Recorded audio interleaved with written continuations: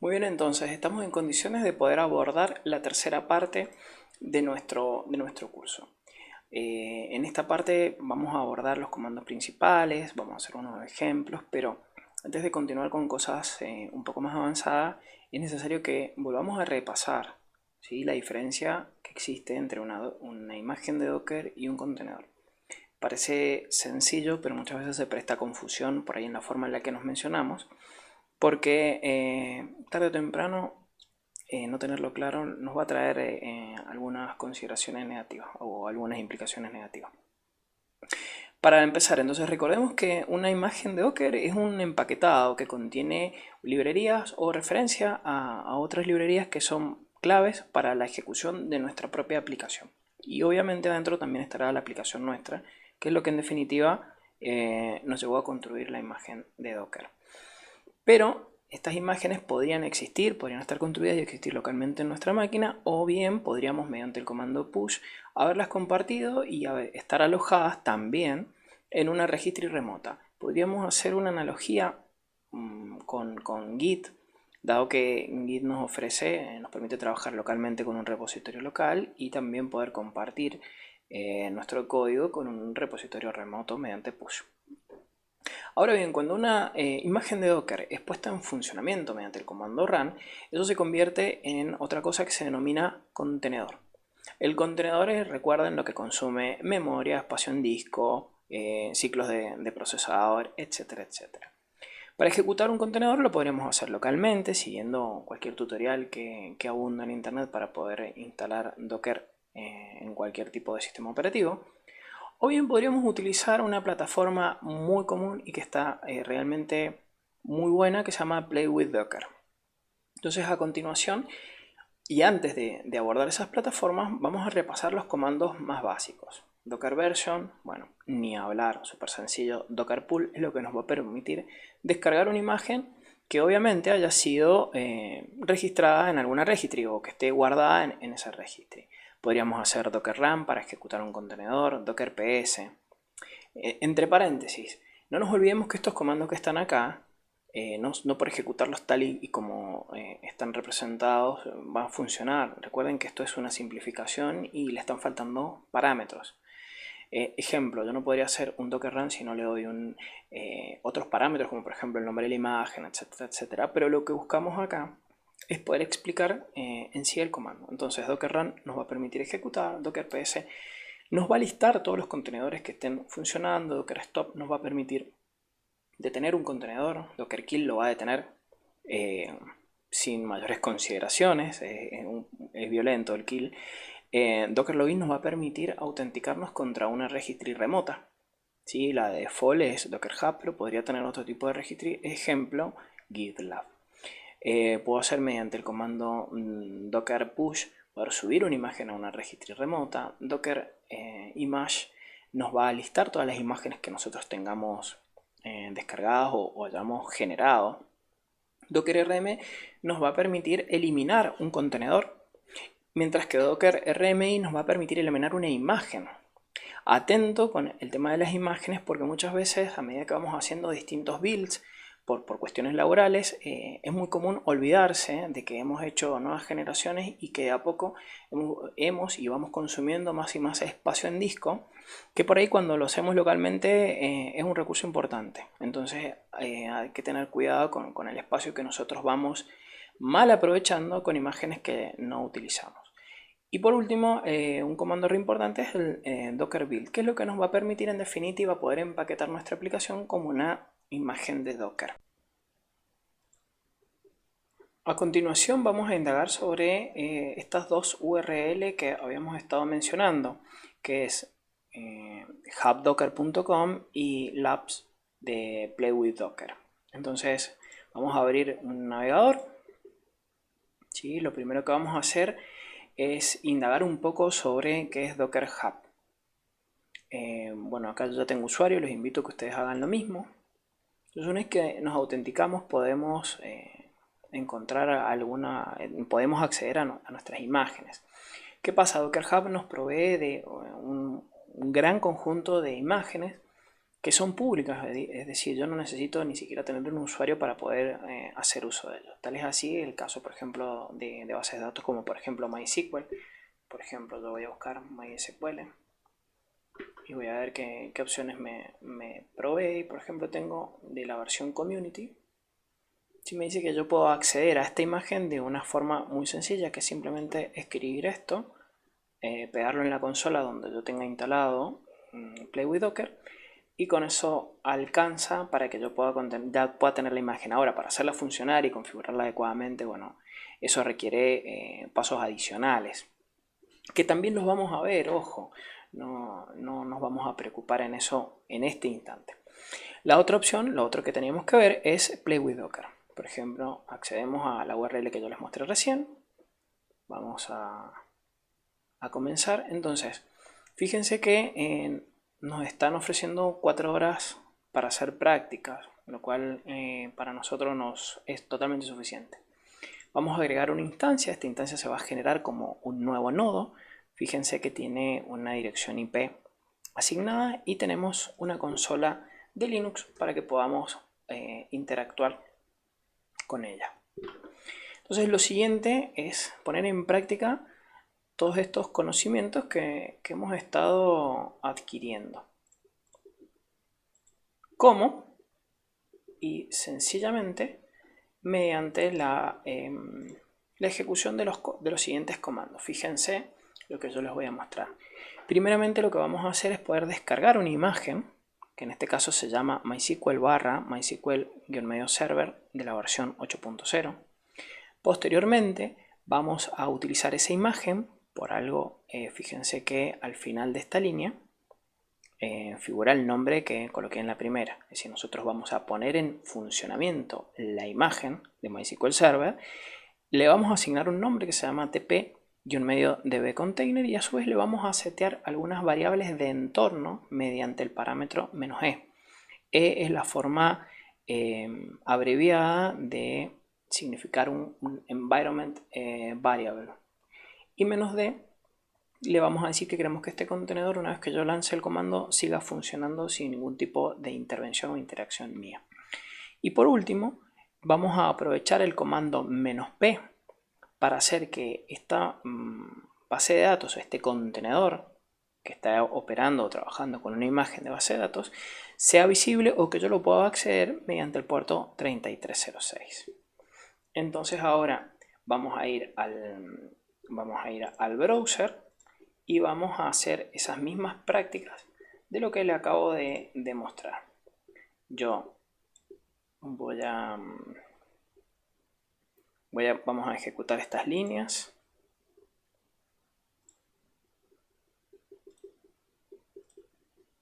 Perfecto.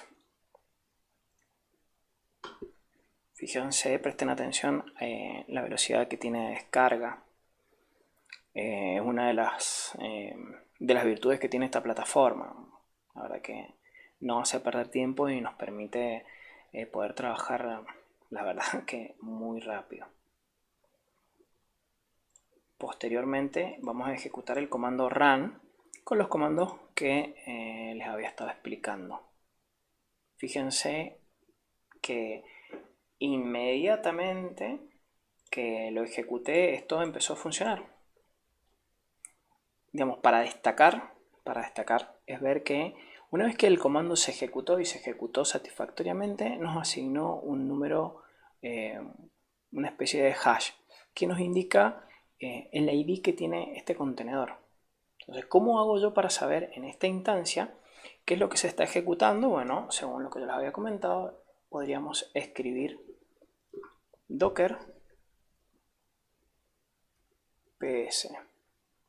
Entonces ahí nos muestra, nos está listando la totalidad de contenedores que, fíjense, perdón, no lo estaba justo mostrando. Entonces, fíjense que una vez que yo descargué la imagen con docker pool, ¿sí?, que está acá, posteriormente le di docker run, que es este comando que previamente les había compartido y explicado.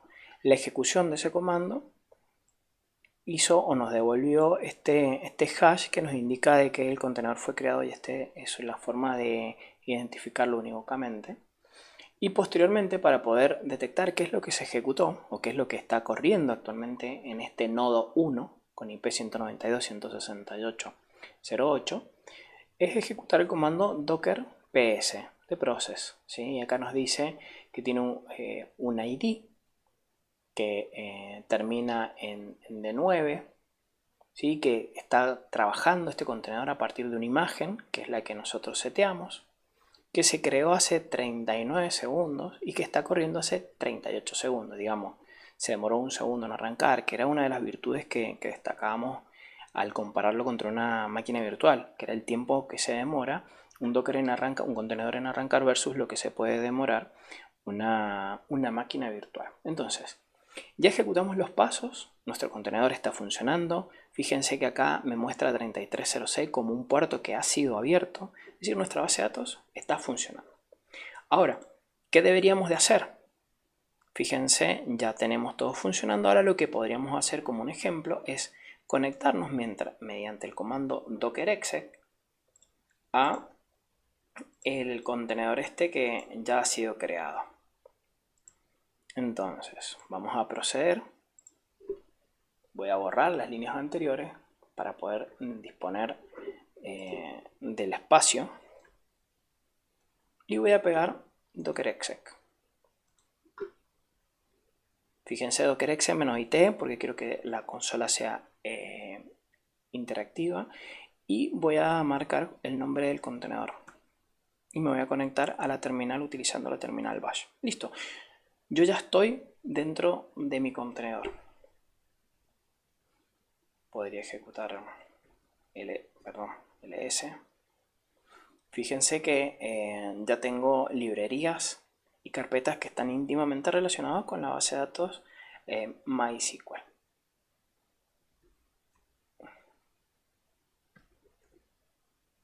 Fíjense que hay una serie de comandos que yo no dispongo. Bueno, en eso también radica una de las principales ventajas que tiene trabajar con Docker, que es la imagen del sistema operativo o de la base de datos que yo estoy utilizando. Es una imagen muy acotada que no está dotada de la totalidad de los comandos. Eso hace que el peso de la imagen sea sensiblemente inferior a lo que al espacio que puede ocupar una máquina virtual. Bueno, ya estoy conectado a la terminal. Ahora lo que voy a hacer es salirme de esta terminal y vuelvo a la terminal del nodo 1, es decir, recién entré en el contenedor que recién acabo de crear, pero ahora me salgo y quiero volver al nodo 1.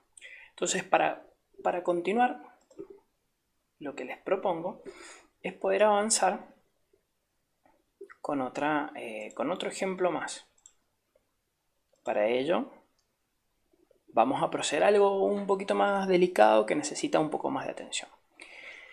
Sabiendo ya cómo crear un contenedor y cómo conectarnos a ese contenedor, lo que vamos a hacer es editar la base de datos.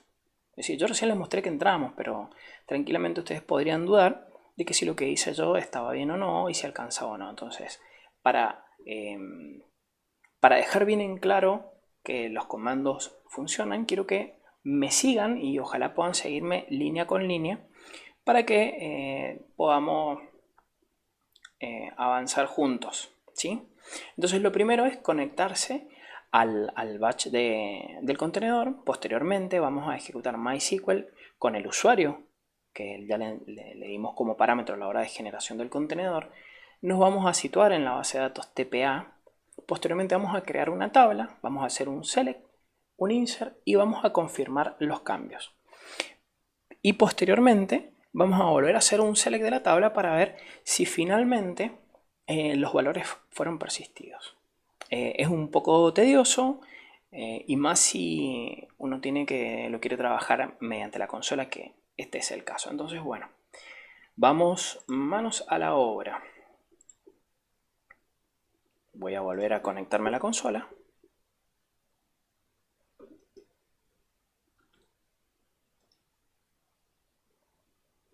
Mediante el exec.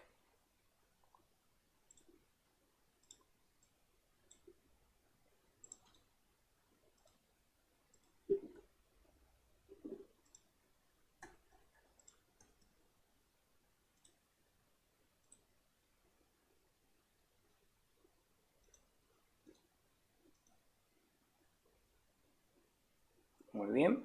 Entonces ahora lo que me queda por hacer es justamente poder generarme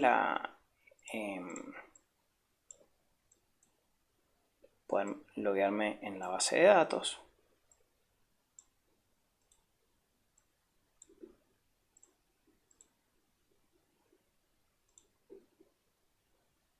Que para ello lo que vamos a usar es el comando MySQL. Entonces vamos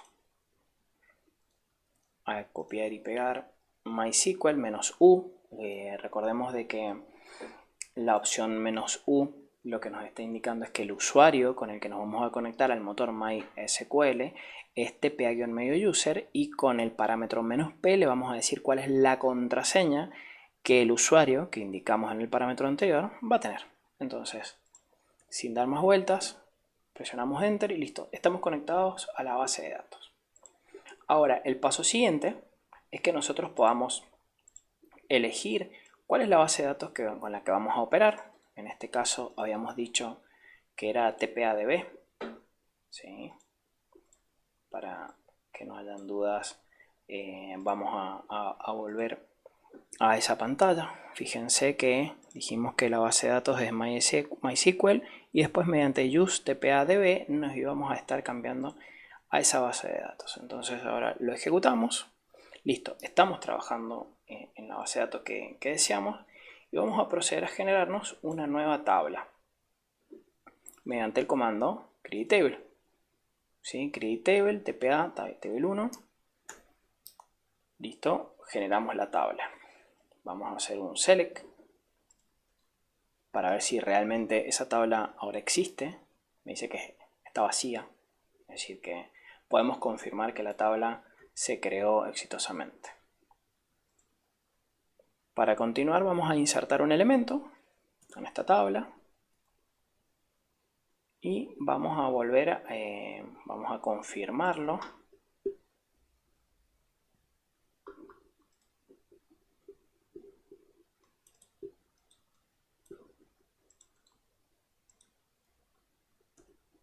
Perfecto, y a continuación y para finalizar la demostración lo que vamos a hacer es justamente recorrer la tabla para ver si se insertó el elemento o no. Entonces, como ven, los pasos que pudimos seguir son los que habíamos mencionado, los que estaban descriptos. Es decir, si ustedes copian lo que estoy mostrando por pantalla, van a obtener exactamente los mismos resultados que yo. Ahora bien, hasta acá venimos bárbaro, pero tener que trabajar con una base de datos y tener que entrar en modo consola y saber perfectamente cómo es el comando y no equivocarnos en nada en la sintaxis no es una tarea muy sencilla. Entonces, la invitación ahora es que ya conocemos cómo descargar una imagen, ¿sí? Que podamos operar sobre la base, pero a través de otro contenedor. Un contenedor con el que la mayoría ya está familiarizado o, bueno, o al menos ha escuchado mencionar de él, y en este caso se llama phpMyAdmin. Entonces la invitación concreta es a poder descargar esa imagen y a ponerla en ejecución y a tratar de operar sobre la base de datos que recién generamos tabla, pero esta vez mediante phpMyAdmin. Vamos a volver entonces a Play with Docker.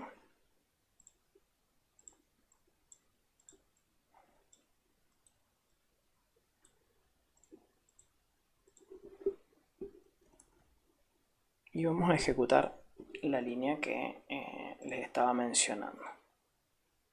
Voy a salir de la base de datos. ¿Sí? Que yo salga no quiere decir de que voy a perder el contenido, sino más bien que ahora, por ejemplo, voy a agregar una nueva instancia, un nuevo nodo, ¿sí? Y sobre este nodo voy a pegar la línea del Docker Pool de la imagen que nosotros estamos necesitando. Fíjense que acá hay un error, entonces voy a hacer las cosas, voy a descargar primero la imagen, ¿sí? Voy a pegar la imagen, Docker Pool, la descargo. Esto va a tomar unos minutitos, pero no demasiado, dado el ancho de banda que tiene la plataforma. Y posteriormente lo que voy a hacer es poner en ejecución esa imagen. Entonces, vamos a proceder hasta que vamos a ver si ya se descargó la imagen. Perfecto, la imagen está descargada. Ahora lo que vamos a hacer es ponerla a ejecutar. Docker run con el nombre muy común, ¿no? My own php myadmin, que lo vamos a modificar, le vamos a poner tpa php myadmin. Entonces, fíjense que eso tiene un comando que dice --link tpa db container. La opción link nos permite poder vincular dos contenedores. Si digamos, yo podría ejecutar este contenedor siempre y cuando el contenedor denominado tpa-medio db container exista. Y quiere decir con los dos puntos de que en el interior de esta imagen de php-myadmin voy a estar haciendo referencia a una variable denominada db, que va a estar apuntando a este otro contenedor que generamos hace unos instantes. Vamos a continuar con el enter. ¿Qué es lo que me dijo? Fíjense, está hecho a propósito para que podamos ver que lo que me está rechazando la ejecución de este comando es que dice que dentro del nodo 2 no existe ningún contenedor que se llame tpdb container. Entonces, ¿qué vamos a hacer? Vamos a volver al nodo 1 y sobre el nodo 1 voy a ejecutar docker run. Fíjense que cuando yo pegué la línea no hice un pull previo de la imagen, que es lo que está hecho a propósito para que ustedes puedan ver de que yo puedo ejecutar un contenedor y si la imagen no existe localmente, se procede a la descarga y luego se continúa con la ejecución. Para este punto ya se descargó y ya está ejecutándose este nuevo contenedor. Fíjense que se ha abierto el puerto 8081. Vamos a ejecutar docker ps para poder ver cuántos son los contenedores que se están ejecutando. Ya aparecen dos líneas, una del php myadmin y otra del MySQL Server. Vamos ahora, para continuar, a acceder a la base de datos recién generada. Para ello hice un clic en el puerto 8081 y acá me aparece la ventana de login de php myadmin. Hasta acá todo la verdad que es sumamente sencillo, pero ¿qué necesitamos? Sí o sí conocer cuál es el usuario y la contraseña que habíamos asignado. Si le habíamos dicho que el usuario de la base de datos es tpa-user y la contraseña es tpa-pwd. Volvamos entonces al navegador y acá vamos a colocar tpa-user tpa-pwd. Perfecto, ya estamos en la base de datos. Fíjense que sin mayores complicaciones ya tengo una base de datos que se llama tpdba, tal y como lo habíamos seteado en el script de creación del contenedor.